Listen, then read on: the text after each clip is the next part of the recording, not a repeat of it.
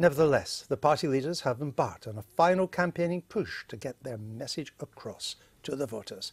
Here's our Joko with the morning report.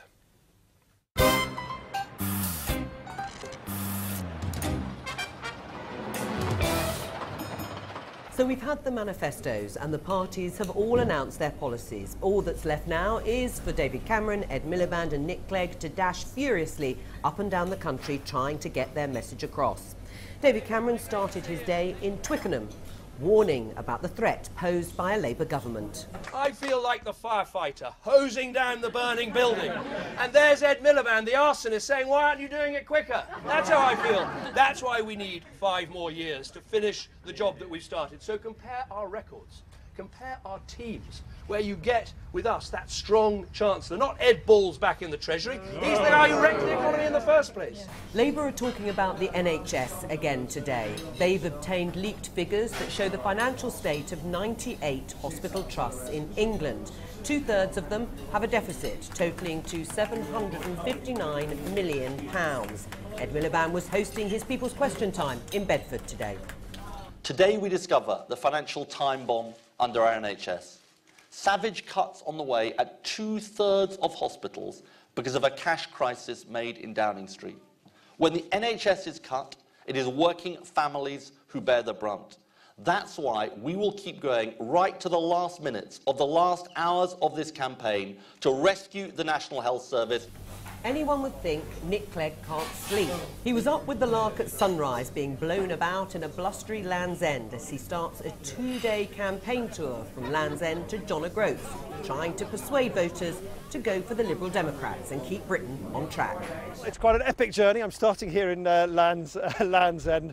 It's 1,000 miles that I'm going to apparently complete between here and John O'Groats, crisscrossing the country, visiting lots of Liberal Democrat constituencies, and it's just an illustration of how much I care for our wonderful country and want to communicate to as many people as I can that we need to remain stable and decent and united as a country and not lurch this way or that. So the finishing line is almost in sight. The politicians have just got to pace themselves because remember, general elections are a marathon, not a sprint. Wearing her designer shoes again. I think I bought them because I'm generous like that. So, Michael Heseltine, we've heard from the Tory campaign for some time now that there would be a late break in their favour, sign of which there is none, I would suggest. Well, don't put it down to Conservatives. Talk about Peter Kellner, the president of YouGov, who is independent, and he has always said that in the last minute there's a swing back to the government of the day, and he has said he thinks that will happen. Now, he's not predicting the scale of it, no, but I've also believed that will happen. I expect to see David Cameron back in number 10 Downing Street, and but obviously it's a very exciting race. Do you expect to see him back as the leader of a majority Conservative government or as the leader of the largest party? Either's possible. He needs to win 20 seats to get an overall majority, which is quite a big thing to do. Well, he needs to win a net 23 seats. He needs a net 23. And we know he's going to lose some seats. So well, yeah, he has to win a lot more than 23. Well, a net 20 or whatever. It depends who you count in the new parliament. There are some people who don't vote. Don't count Sinn Féin and the Speaker. All that sort of stuff. But so I expect to see him back in number 10. And all the evidence of this campaign supports this view. I mean, I think that the Scottish situation has added a new dimension, a very serious dimension in the medium, the short and the long term, which has helped the prospect of David Cameron remaining. But I think the end of it all is, when it comes to it, David has been there for 5 years, taken tough decisions. We have the most successful economy in the world, in our sort of society.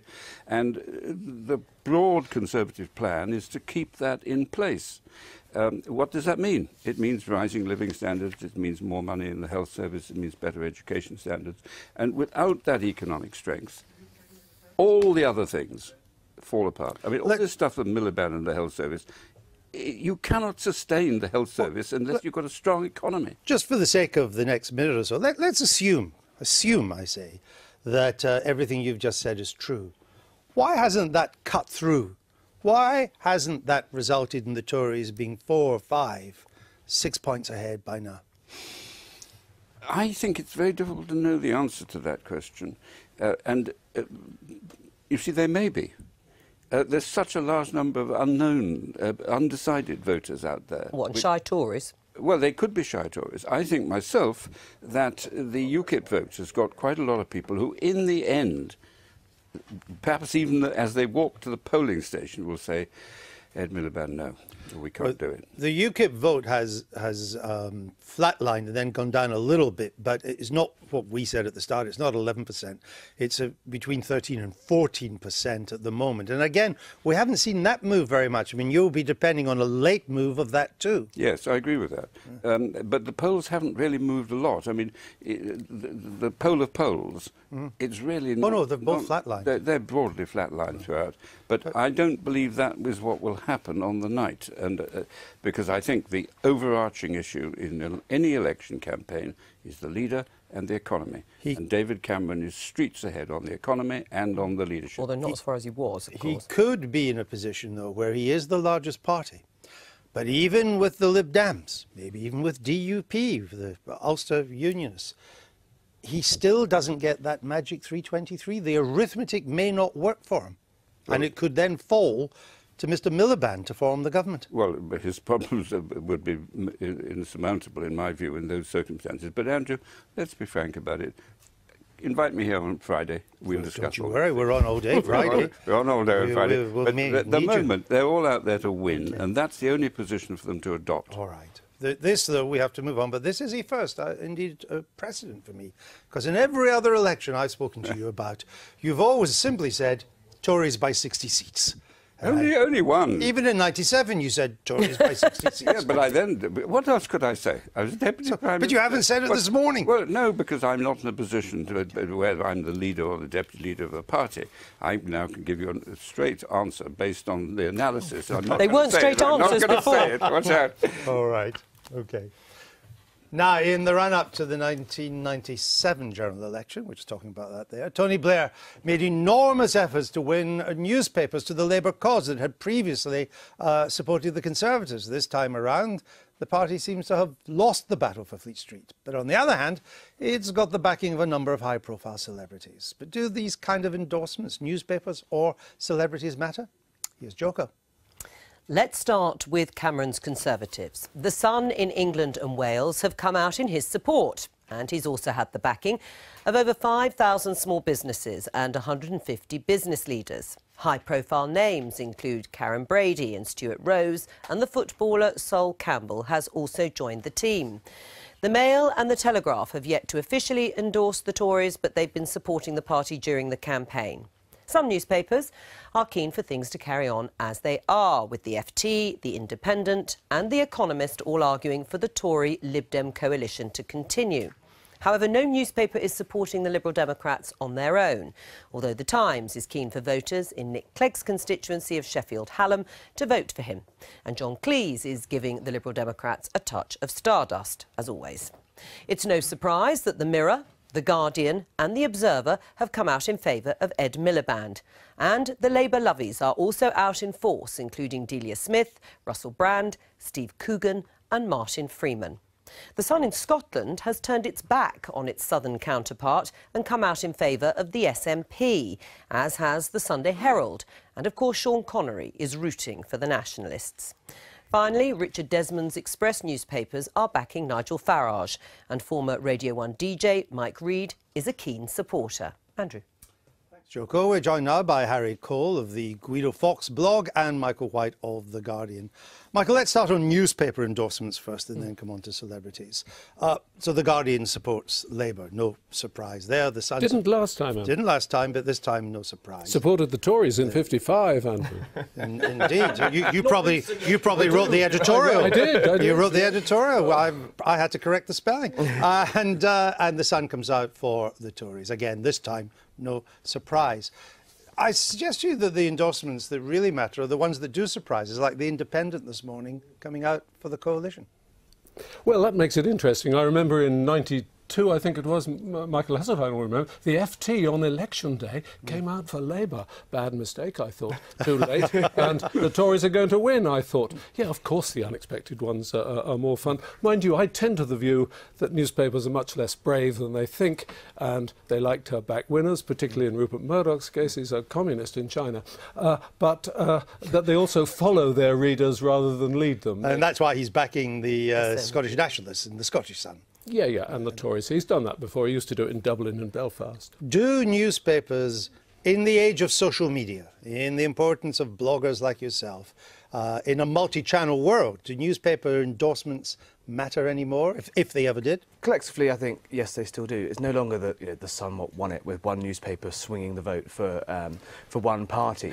But if you look at the trend, so to speak, all of the newspapers, not one has really found much good to say about Ed Miliband. Or maybe the Mirror, but even the Guardian's endorsement, even the New Statesman's endorsement of Miliband was through gritted teeth. And the fact that papers like the FT, who who have backed Blair, cannot find anything good to say really about Ed Miliband is saying something. There's talk of a meeting that Ed Miliband had at the FT where the leader writers and their editors and their top economists were just left stunned by Ed Miliband's anti-business stance. And for all of the papers to show this trend together, I think still is quite a powerful image. But yes, Twitter, does... It's a dilute. A tiny bit, but let's not forget that there are as many people who read daily newspapers who are involved in Twitter. Michael, I would suggest that what matters in the end is not the editorial endorsement, that final editorial a day or two before. It's how the news pages have handled the parties and the run-up. Well, Harry Cole is right in a sense, and his own comments illustrate the point. This has been, I think, the most partisan election in Fleet Street since '92. There's good reason for that, because this is the closest and most unpredictable election since Neil Kinnock versus John Major. Everyone remembers the light bulb front page of the Sun, and that's why Blair took the enormous effort he did with Alistair Campbell to set up his own counter-propaganda unit. In the case of the Conservatives, I'm sure Michael Heseltine would agree, they sort of outsource the hatchet jobs to Fleet Street. Lucky old them, 70 or 80% of the press is pro-Conservative, and that's the way it is. But Harry's not quite right about Miliband. Miliband has had a better election campaign, I think, fair-minded people would say. His personal ratings from a low base have risen. And David Cameron, who doesn't really like campaigning, he's too posh to push, has had an undistinguished one. Whoever wins, I think that's fair. It's interesting that a number of publications have chosen to back the coalition rather than the Conservatives. The Independent this morning. The Economist editorial is fundamentally for the coalition rather than for the Conservatives. And so really was the Financial Times editorial. And I think basically we entered into an unusual time in 2010. No one really knew how it was going to go. And broadly speaking, it hasn't been a disaster. Broadly speaking, people were quite happy with the coalition. How do you vote for the coalition? Well, exactly. You've got to vote for the person you want in Downing Street. It's not that difficult. I think if you're a Lib Dem voter, if you're a floating voter and you broadly like what the coalition has done, I see very little point in voting Lib Dem. What about celebrities, Michael? Do they matter? No. No? No, not really. Quite often they tend to be B-list or even F-list celebrities. And I'm not going to ask you what F stands for. No, I said that before I worked it out. I won't do it again. But the A-list people are too smart to get involved in this, and they've all got them, and usually they don't know much. Very unusual to have a celeb who's really good on politics and could, talk with these chaps. I think they do matter when they start to unravel. I mean, look at who the celebrities who are backing Labour are. They're all comedians.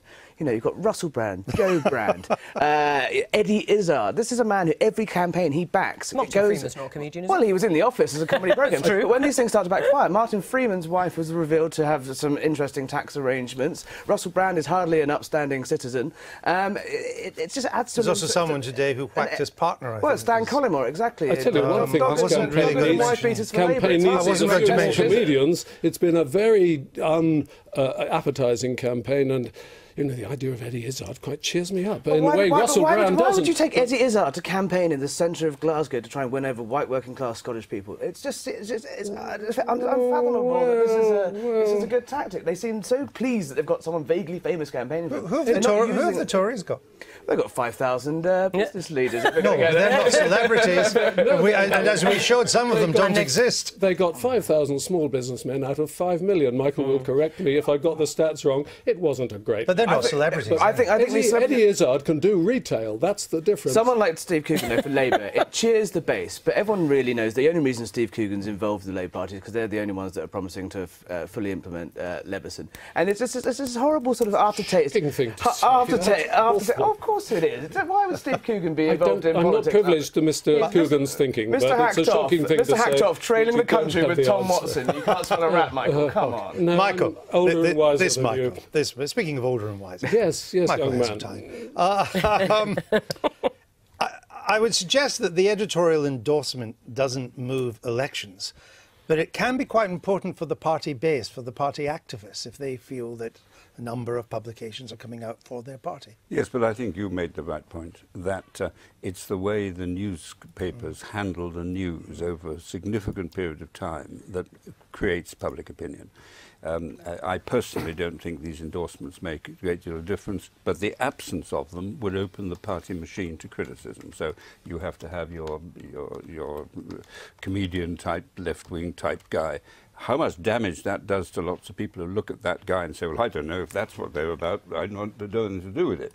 But anyway, let's not get into the personalities. My own guess is that it's much more the longer, or certainly medium-term handling of the news that is important. Exactly, and that's what did Mr. Kinnock down, because the Sun was relentless day in, day out. I think. Well, wait a minute. And has been relentless, then went for John Major. But the Kinnock 92, it was the Sheffield rally, if you remember. I couldn't believe, I didn't see it, but at the time We're all right. they all talked about it. But then I saw already it losing later. the polls by then. It didn't help. Let's put it Right. that way. It accelerated the direction. Let me take us forward 23 years, just very briefly. What's the result going to be on Friday, Michael? I think that it's 92, 23 years back, in the sense that the Tories are edging it and that Cameron will end up with more seats, possibly more votes. The real question is, can he govern? And Andrew, even before your time, I looked up the 1892 general election. Irish nationalists. The Liberal Gladstone had fewer votes and fewer seats, not many, but he governed, at least for a bit. Did you write the editorial for that? He's cheeky, very cheeky. I was only the assistant. You were still in short trial. Who's going to win? What's the result going to be? Lib Dem Tory coalition 2.0 Again. Just by a Excuse me, whisker. Tory Lib Dem. Sorry, Tory Lib Dem, of course. We thank you for sticking your necks out. Now, once the election dust settles on Friday morning, all the polls indicate we are likely to be left with a second consecutive hung parliament, the first time this has happened since 1910. And with the possibility of a party forming a government that is not the largest necessarily in the House of Commons, perhaps supported in some way by the SNP. And questions of legitimacy have been raised. Here's how the SNP's John Swinney responded to those questions on the Today programme this morning. The government that is formed has to command a majority in the House of Commons. That's the essential test of the government's composition. And the second point that we're making is that it's important when that government is comprised that it is supported throughout the United Kingdom and it has political legitimacy throughout the United Kingdom. Now, you've made the point yourself, Sarah, that the Conservatives in the last Parliament had one parliamentary seat in Scotland, and the opinion polls suggest that they probably will have none after this election, or they may have one. Now, in that context, we believe it is important for a government to have effective legitimacy around the United Kingdom by being representative of all of the different interested parties. John Swinney there. His party, as we'll see in a moment, are predicted to do very well in our first past-the-post voting system. But a number of smaller parties like the Lib Dems, UKIP and the Greens are calling for a more proportional system, and you can see why. Here's the result from 2010. On the left-hand side is the percentage vote share for each of the parties, and next to it is the percentage of seats each party won in the House of Commons. As you can see, the Tories and Labour secured more seats than their share of the vote merited. Meanwhile, the Lib Dems and other parties were significantly underrepresented in terms of seats.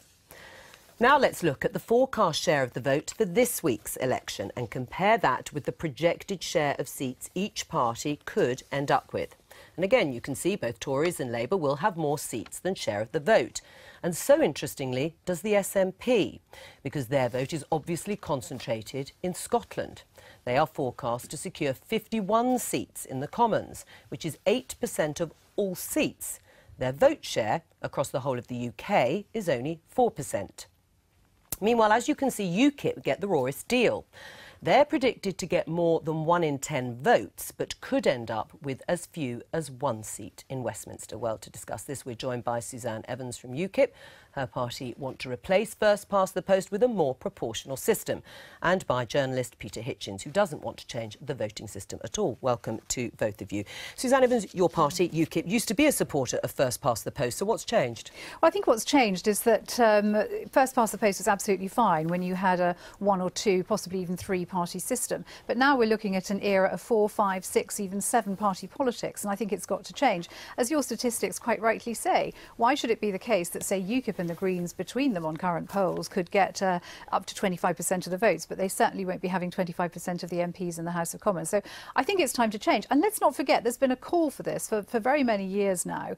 Although not from UKIP, of course, well, interestingly. Not necessarily. And of course, what's really great about UKIP now is that we are winning first past the post. So you want to change the system? Well, we have perhaps, when we have MPs in the House of Commons, we have the power to look at changing the system to make it more fair. But that doesn't mean, of course, that we can't win under first past the post as we are doing. All right. So, I mean, this is because it will obviously benefit UKIP in your mind. I mean, Nigel Farage used to say on this programme that he supported first past the post because it gives you strong government. Well, it gives you strong government, but it doesn't give you fair government, and that's what we're about. What's wrong with what Suzanne Evans is proposing? Because if you look again at the graphs that we have just shown, they don't do very well out of what is a quite high vote share. The electoral system isn't there for the benefit of politicians or parties, it's there for the benefit of the country. And first past the post does several things. It provides strong governments faced with strong critical oppositions.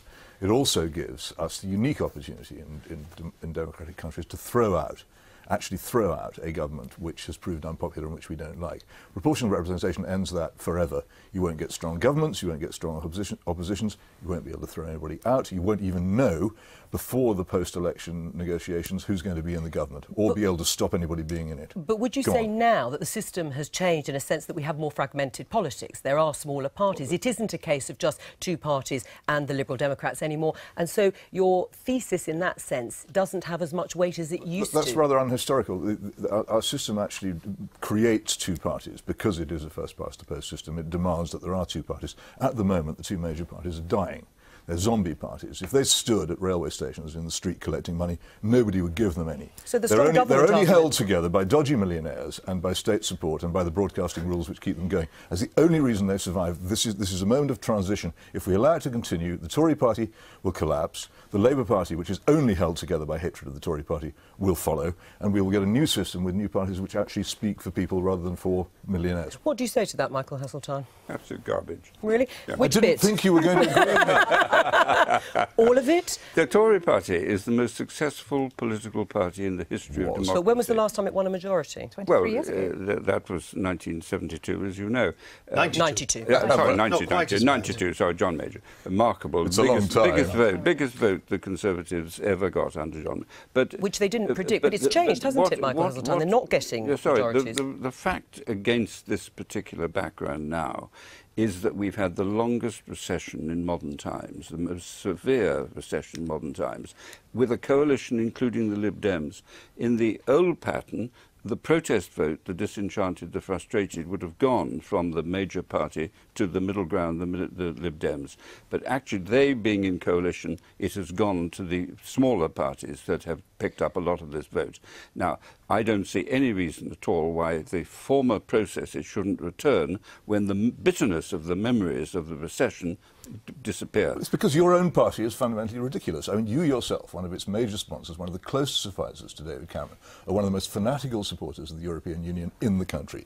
And yet your party, the party which you sustain, goes before the public claiming to be offering an opportunity to exit the European Union. It's ludicrous. Nobody of half a wit could be taken in by it. You certainly aren't taken in by it. You know perfectly well that your what's that party got to do with the electoral system? Well, yes, Michael, answer that and then we'll go back to the electoral system. This is a parody of the real world. No, it's not. I'm passionately for Britain. I'm passionately for Britain in the power structure of the world.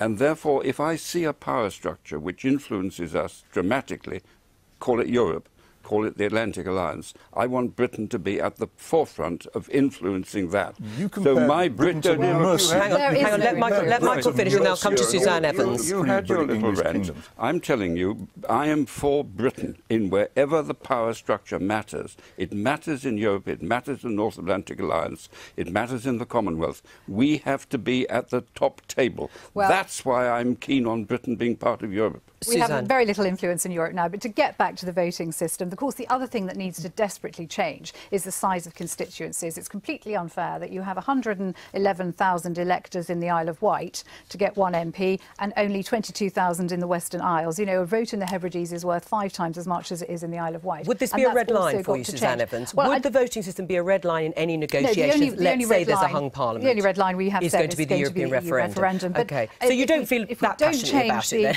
We can either change the size of the constituencies, you know, and make it more fair, in which case first past the post would be a lot fairer because it would have a more proportional effect anyway, or we have to change the voting system. All right, I mean, it's certainly something we'll be campaigning for. Isn't there a danger, though, that the feeling of many of the voters who feel disenfranchised, marginalised, can't see anything to choose between the Conservatives and Labour, rightly or wrongly, that they'll feel even more disenfranchised after this election, UKIP voters, Lib Dem voters, Green voters, if there isn't a change? Well, I hope they will feel disenfranchised, because each election we've had for the past several occasions has been a Groundhog Day, where you start the day with, you go to bed with the assumption that something will be different in the morning. You wake up, the day is exactly the same, well, all over again. Was different. It's this lot, whether in their Labour guise or their Tory guise, will govern the country. And people are getting frustrated with this. But the only way they're going to get out of it is by ceasing to vote tribally when general elections come round for the parties which despise them, which are the Conservative Party and the Labour Party principally, arguably, and who will stand before them claiming to be. So you would like to see a fairer deal for the smaller parties? I would like to, but I think no, I would like to see a fairer deal for the electorate. But with the end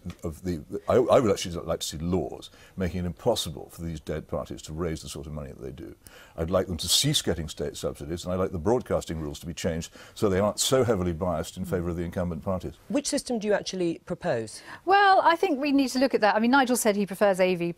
I'm not so sure. I thought that was in your... Well, what's in your manifesto, then? We don't have it. We don't say anything in the manifesto. Right. We say it needs to reform, and I think that's something that the party would have to look at and our members would have to vote on. Very briefly, on the SNP, I mean, we raised this issue, and it has to be quite brief. They will do very well if the polls actually are borne out in the result. They will do much better than their vote share. Is there anything that can change that in your mind? Should there be anything that can change that? They are legitimate MPs. That's just the way first past the post works. Yes, and this is a phenomenon for the Labour Party. The Labour Party has failed in Scotland. It's failed in large parts of urban Britain. But from an electoral point of view, isn't it an issue for all the parties? Well, but in one election. But just as you heard from the UKIP position, they now want to change their position because they think they will gain from it. You cannot have a constitution which adjusts its electoral system every time simply because an individual group of parties say, well, we will gain if you do that or not. Sometimes politicians change their mind because it's the right thing to do, Michael. This might be a unusual phenomena for you, but I think we do think it is the right thing to do, and I think it's wrong. Well, if you think the right thing to do is to give Britain a system of government which fragments the decision-making, which makes every decision well, hang on, isn't the decision-making fragmented at the moment? Behind closed doors, if that is the system you want, go for it. But well, this country has been one of the most successful parliamentary democracies in history. Maybe, and but not anymore. Trying to change it simply because UKIP think it can do well in one election at the is moment, unthinkable. We're going to have coalition that nobody's ever voted for, and that's not fair. An actual proportional system would at least allow people to vote for the government. Lord Heseltine wants a system of government in which this country is run from the European Union in Brussels anyway. So why he's worried about the breakup of the United Kingdom, I'm not absolutely sure. All right, we're going to have to leave it there. But Peter, just this hang is on, typical Michael. rant. It has no it's all true. It's just the trouble. Every word of it is true. It is great, but we are going to have to leave it there. Although, actually, I've just said that. I've got one tiny thing. UKIP's manifesto said it would restrict postal votes to those with a valid reason to have one. Yes, absolutely right. We think that postal voting fraud is now rife, and that's not just UKIP saying that. We've had judges saying that. We've had the recent fiasco in Tower Hamlets. It's got to change. The Electoral Commission, since it was established, has actually overseen massive increase in fraud, and a lot of that's because of postal votes. Peter Hitchens, thank you. Thank you.